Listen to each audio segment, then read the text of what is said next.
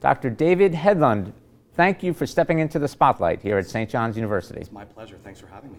So you are an associate professor of sports management in the College of Professional Studies. Could you talk a little bit about your own bio and then what you do here at St. John's? Sure. When I was younger, I was an athlete, of course.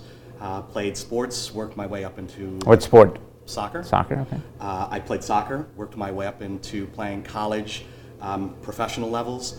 At the same point in time, got some coaching experience, graduate assistantship, more coaching experience, went abroad, played in Japan, played in Taiwan, got some opportunities to move up to the national team coaching level in Taiwan, coached over there, and then I decided to do a career change. Went back, got my Ph.D. in marketing and consumer behavior at Florida State University, and then was hired here in 2012. Now, what's happening here at St. John's in terms of the gaming industry and technology? I know there's been a lot of focus on bringing in new resources. Could you speak to that? Sure, absolutely. Beginning in 2018, the Big East began to open up opportunities for Big East universities to compete in esports. So St. John's started down this path. Right. In this fall, during the fall, we began to offer competitive esports. The first game was Rocket League. Rocket League is essentially soccer with cars. Right.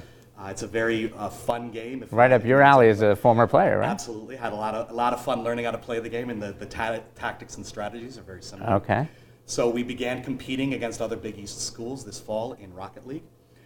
Currently now in the spring semester, our second game, League of Legends, which is a multiplayer online battle arena, or MOBA as they're typically known. It's a fantasy kind of game where you have a map and two teams, and it's played similar to Capture the Flag. Okay. And you have your team of players, and you're trying to get the other team's flags. Okay. So a fantasy kind of game in many respects, but one of the most popular games. I think at its peak, probably give or take 100 million people were playing League of Legends. Wow. Now these games, and now that they're being played on an intercollegiate level, it involves students practicing, training, much like the traditional athlete. Could you speak to that? Sure. One of the first things that we did when we began the esports program here was to kind of create an organizational structure. For gaming, just like we have Facebook and Twitter, in the gaming area, there is a website and an app called Discord, which allows us to kind of connect gamers together. They can play their games while at the same time communicating with each other through these different kinds of apps. So we put a Discord server together and started creating little mini games, and then started recruiting students from St. John's.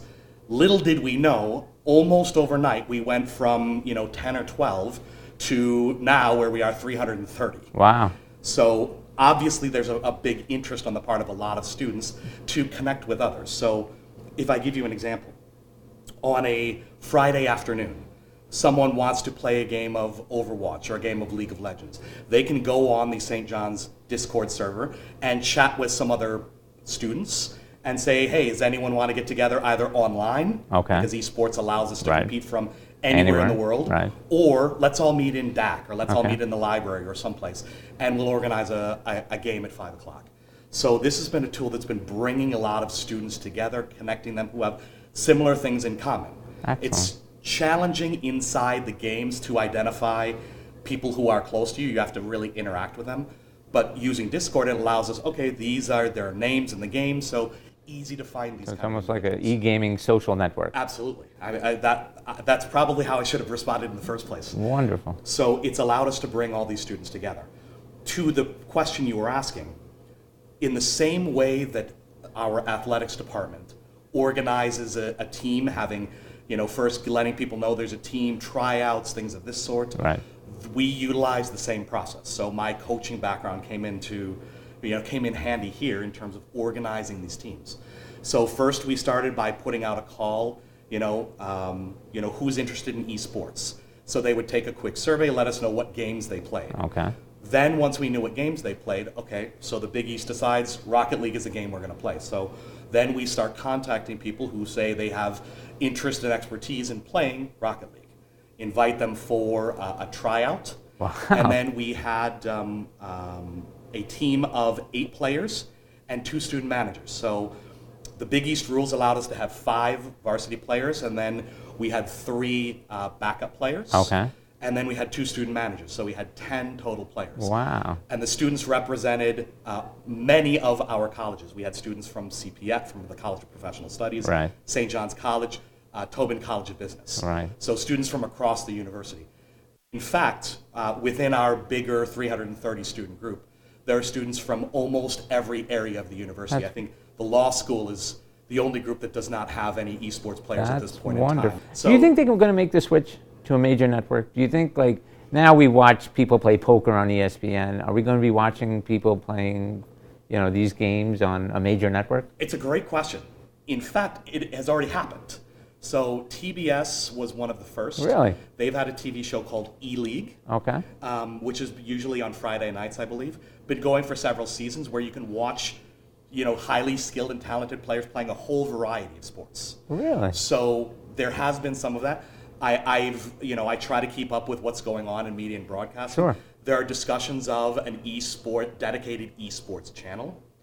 But again, when we can go direct, and we being people who are broadcasting Right. esports, when we can go direct to consumers using a platform like Twitch, where, Right. okay, maybe you need to watch a short video from time to time, Right. but otherwise it's free.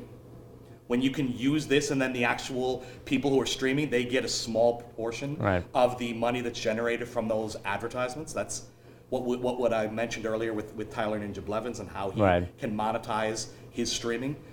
There are all of these kinds of opportunities. Now, lawyers, okay? So what about the contracts? Right. So the NBA started the NBA 2K League last year.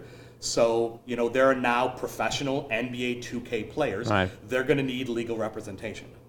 Did I read somewhere talks of it becoming an Olympic sport?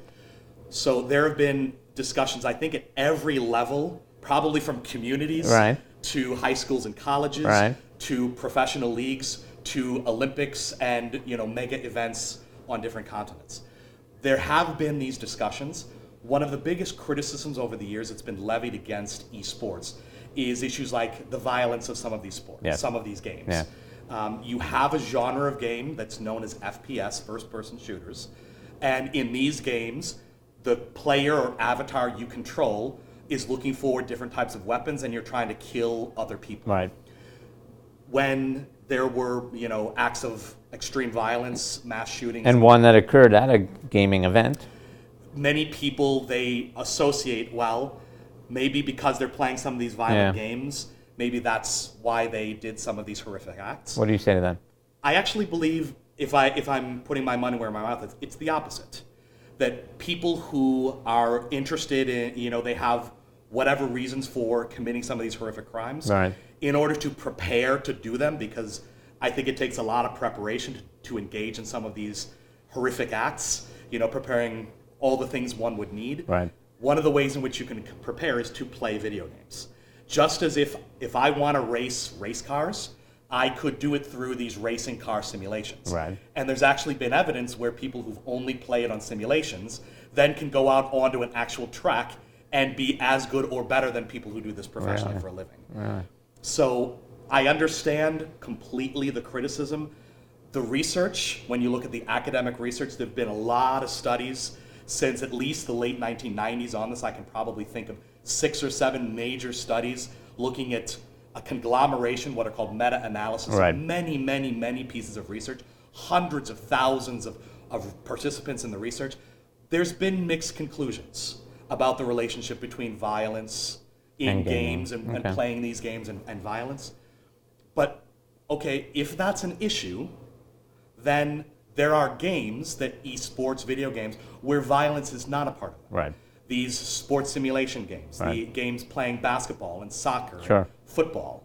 So if people are worried about the violent component, There's alternatives. there are alternatives to it. I want to speak to something that you brought up. What is because I think there's perceptions and then there's realities of the typical gamer. Sure. What is the persona, or what is the, dare I say, psychology of a gamer? Because it runs the gamut of age and socioeconomic background and gender. So Absolutely. The best way I think I can describe it is by using a popular culture reference.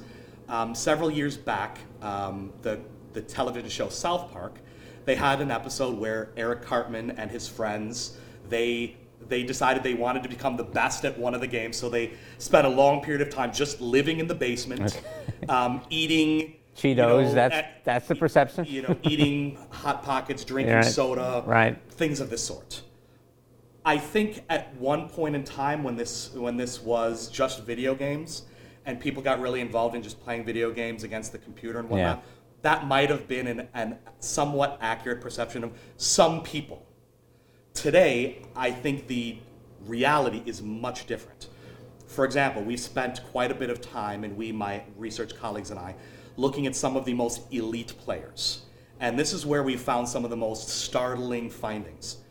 The way that I would take care of my body when I was playing soccer as a professional, Okay. as a coach, the health and wellness, Right. putting good things in, exercising, preparation. taking care of myself, everything. Right. Professional esports players today are on par with what I believe professional athletes are doing today. Really? That they're eating right, they're drinking, they're staying hydrated. They're probably one area where they're not as good. They don't get as much sleep as others. Sure. Our research suggests they're probably getting 30 minutes less on average than everyone else. Okay. But they're playing other sports. They're not just sedentary sitting at Right. the computers Right. playing. They're playing other sports. They're doing focused breathing. They're doing meditation. They're taking care of their bodies. They're taking care of their health. Wow. So what we are starting to see is probably, again, pulling from more of the traditional sports. What do you need to be a professional basketball, baseball, soccer, football, MMA athlete? Let's utilize these same principles. And I think if you were to talk to professional sports teams and organizations, Right.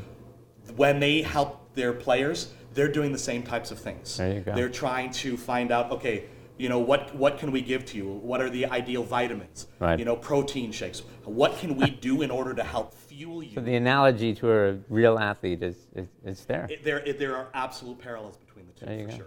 What worries you the most about this industry, and what excites you the most?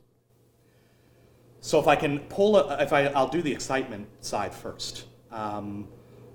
Again, using a popular culture reference, there's a movie, Ready Player One, where players wear AR, VR kind of goggles, and then they kind of can live their lives to a large extent in this kind of video game Right. world. I believe to a large extent moving forward, that's going to be the future, where we can stay at home with family, loved ones, but then when we want, we can kind of enter this Step virtual into this world. virtual world. And so some of the technology that we're seeing today, there are now augmented reality and virtual reality games that you can play with these kind of goggles. Right. Where eventually I think we're going to get to the point where these esports games right now you're going to be able to play in 3D augmented or virtual reality. But you're doing that as part of a community. It's not like the loner in his basement playing Absolutely. against the computer. Absolutely. So I suppose people could, maybe just interact with computer-generated Okay. characters. Okay. But certainly today, when we look at sports is an activity that brings people together. Okay. Even in online forums. When you go to Twitch and YouTube and you watch the comments and everything, people are interacting. Okay, that's fair. So it's not a situation where it's that loner, as maybe perhaps in small cases it was. Right. Today there are communities of fans Right.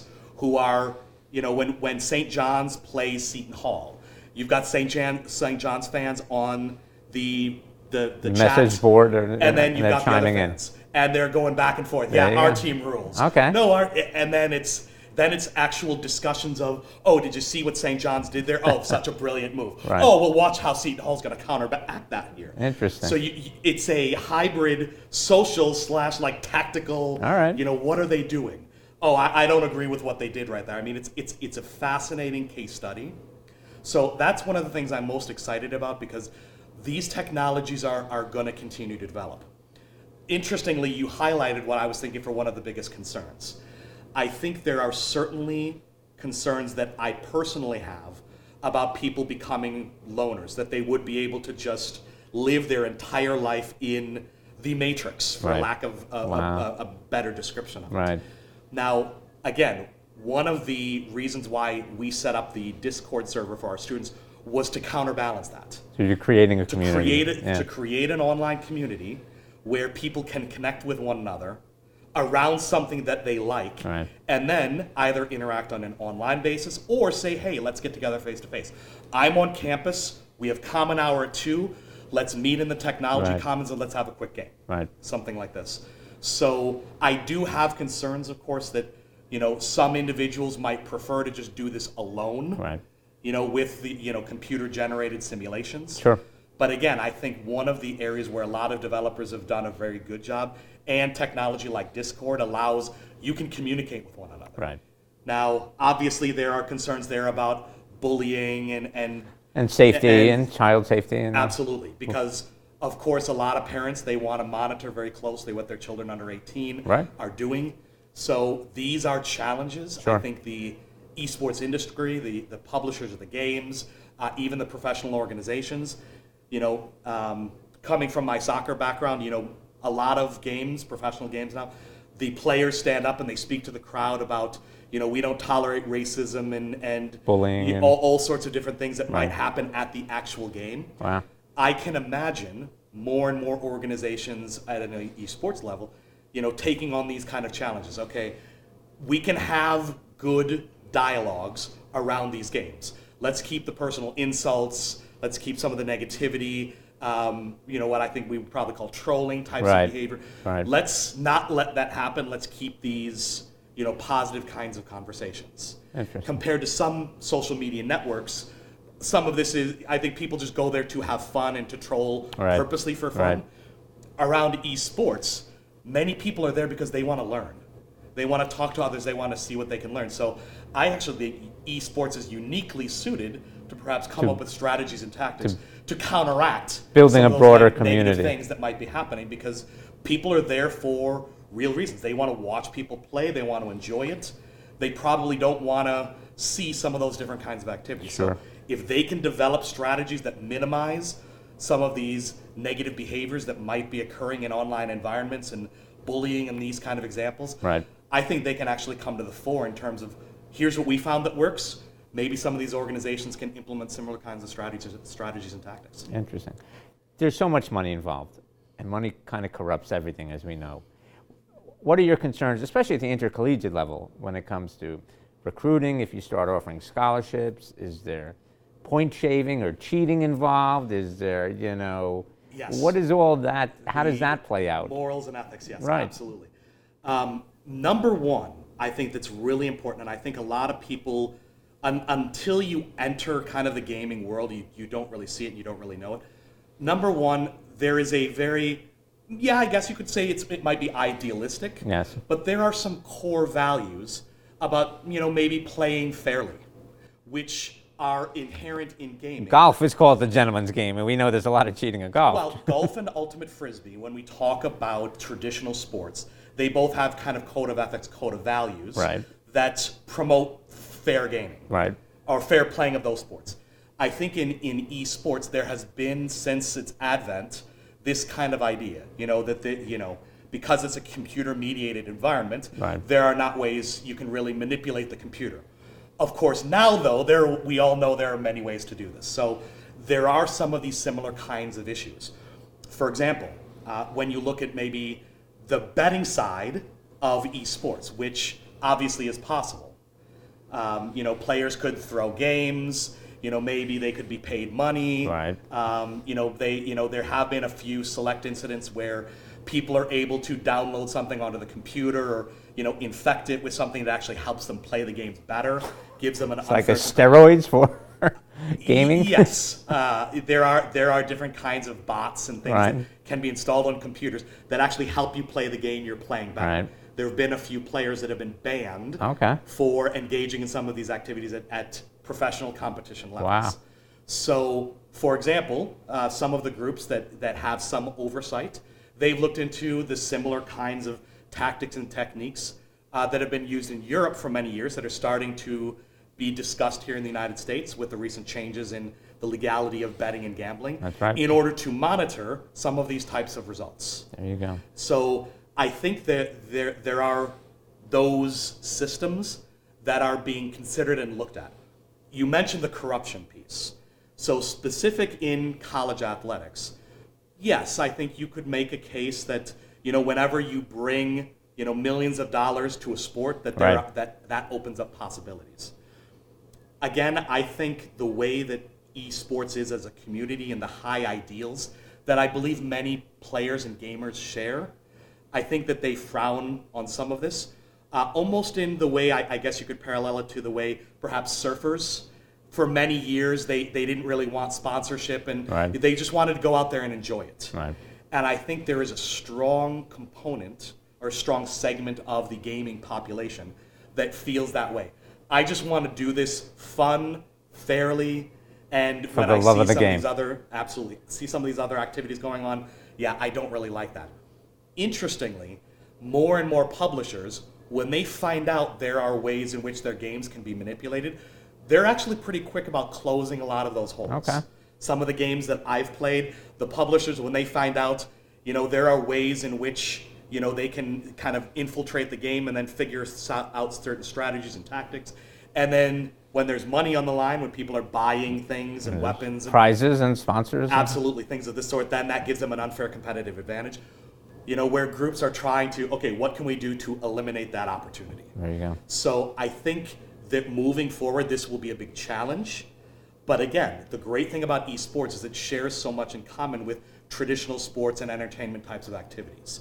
So they don't have to create many of these things from scratch. There are already existing systems Learn by example. that they can figure out what worked best for traditional sports. Right. Will that work in esports? If yes, okay, let's flip the switch and let's use it. Well said.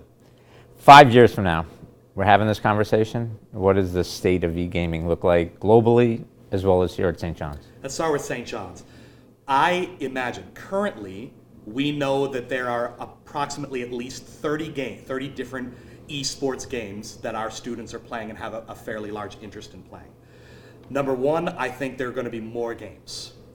There have been criticisms levied against esports in the past about it being male-dominated, Right. that characters may appear misogynistic, things of this sort. The language?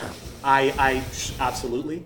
I think we are going to see a whole wide variety of games Okay. that people can play.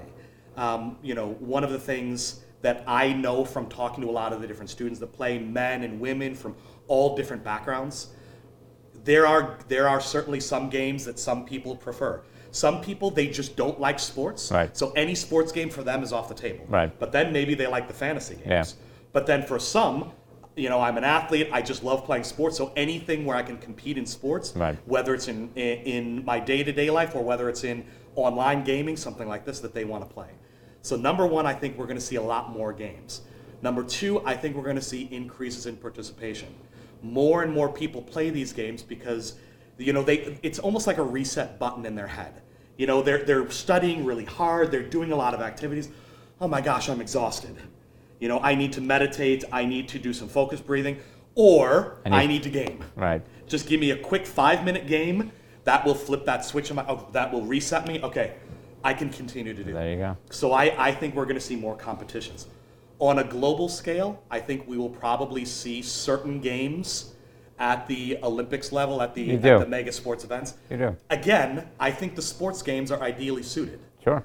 I think, again, you kind of need everyone to be on board with some of these different types of games. And I understand that people have legitimate concerns about some of the violence in some of these games. So, okay, maybe these are the recreational games. Right. There are lots of recreational activities that human beings do that are inherently violent. I don't think I need to list that. I think Sure. all the viewers can imagine Right. such kinds of activities. Right. But of course, when we're putting things in these sporting events, that finding these games where it's an opportunity for skill versus skill to play, and of course, kind of attached to that, what I would believe we will see in professional and esports will be, the other day we had the big game, the New England Patriots versus the LA Rams, that what we will have will be at 3 o'clock, we will have the Rams and Patriots esports team playing a game like Madden or maybe some other sports against one another. How about that? And then after that, you will have the actual game, or switch it. Vice versa. Big game first, Yeah. esports games after. Right. And so, again, this will be a larger draw. For example, I think we can already see the underpinnings of this with how many professional sports teams now have, Knicks Gaming, Right. Golden State Gaming, Right. that they have these teams that are attached to their teams. So I think we will eventually get to the point where these will be hand in hand together. And, okay, you may lose the big game, but you win the esports battle. So hang your hat on whichever one you win. The growth and the potential is endless. As long as you have an internet connection and then technology, whether it's mobile, PC, or console, Right. as long as you have the technology and as long as you have an internet connection, you have the capability of gaming. And with the proliferation of mobile devices, I think absolutely we're going to see, and as the younger generation, because I think they're growing up at a time when so many people have devices in their hands. Sure. Now, many people have raised strong concerns over that these individuals are growing up attached to devices rather than human beings. Right. So maybe some of those connections are being severed. But at the same point in time, how can we use these devices to connect people together? And again, I think esports and video games, they have that possibility of starting to connect people, where the way in which people might find people to date through an app, maybe there is that kind of app for gamers, or maybe the games themselves, have a looking for love kind of opportunity, where people can match based on playing Their the games, interests. things of this sort. So The opportunities are endless, and I think Absolutely. the sky's the limit. And Dr. David Hedlund, I want to thank you for your time and your Thank you, interesting perspective. And it's pleasure. exciting things happening here at St. John's and around the globe. Thanks for having me. Appreciate it. Thanks. Here at St. John's University, students are learning with the latest technology. And that learning is not limited to the traditional classroom. Video gaming and the fast-growing world of esports has made its way into academic research and the classroom curriculum. The world of esports provides an opportunity for students to play recreational or even competitive video games, and to do so as an individual, as part of a team, or even as a collegiate player. From the Queens campus of St. John's University, I'm Brian Brown. Thanks for watching.